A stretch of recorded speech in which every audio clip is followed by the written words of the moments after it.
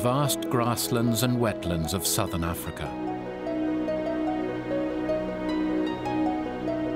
From the air, a seemingly endless blanket of lush vegetation.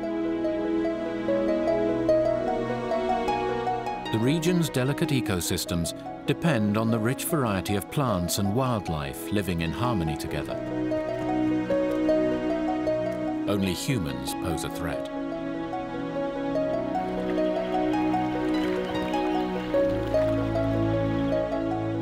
For hundreds of thousands of years, this bird, the wattled crane, has lived and thrived here.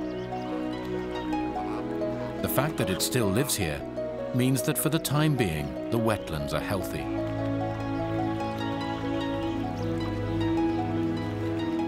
But every year, people are encroaching more and more on this landscape.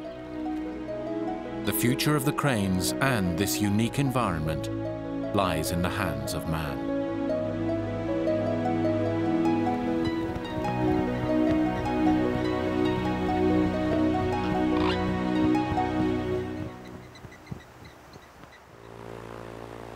Southern Africa has some of the most politically and economically volatile countries in the world.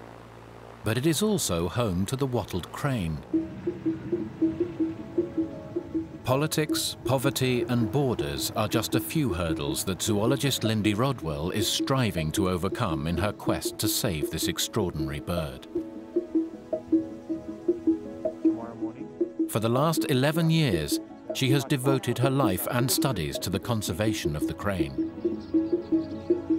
In 1995, she set up the South African Crane Working Group. Actually, what we're looking at is the link between cranes and people. And what we've done in South Africa particularly is that we've tried to bring in everybody from every sphere. We've got conservationists, we've got landowners, we've got farm workers, we've got poverty alleviation people, we've brought in government, we've brought in private bird breeders, and we've really created a working relationship between all these people. And I think that's really the way conservation is going to have to go. We're going to have to start looking beyond just the species and just the habitats. The wattled crane is the largest crane species in Africa. Lindy chose it as a flagship species because it is a clear and visible indicator of the health of the wetlands it depends on.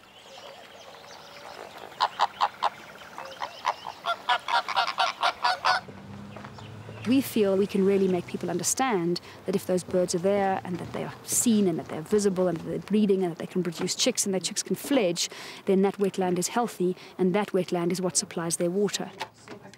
Yes. And then I can sort out the payment for that. All organised. Brilliant.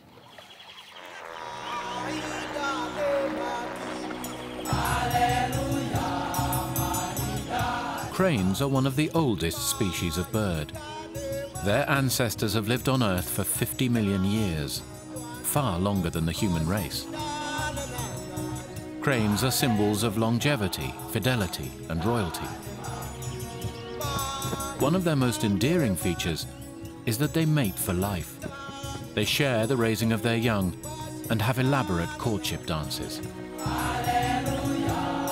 The magic and myth of cranes is embedded in human culture.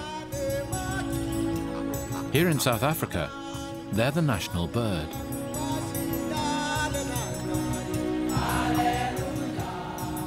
Although the crane has been adopted by man, ironically, it is man who poses the greatest threat to its existence. It's the grazing of wetlands. People put their cattle into wetlands, and that's where the birds breed. People burn the grasslands in the winter, and the wattle cranes breed in the winter. So you've got chicks and nests that can be destroyed through fire. You've also got people who find cranes or classify cranes as pests.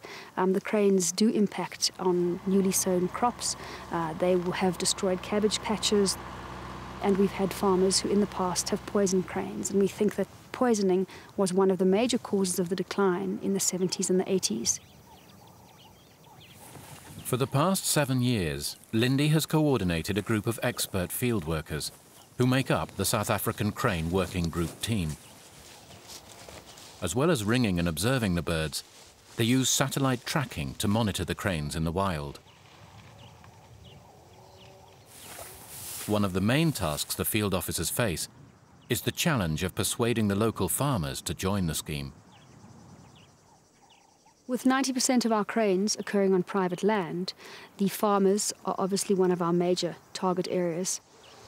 So we've instituted a system which we call the crane custodian system. And we work with the landowners and we get them involved. And those landowners that make a significant contribution to the work are awarded what we call a crane custodian award. And the award comes in the form of a large sign. And it's really a bit of a status symbol. Farmers now come to our field workers and say, how do I get one of those? Lindy and her field officers have succeeded in educating people of all races about the cranes and the ecosystems.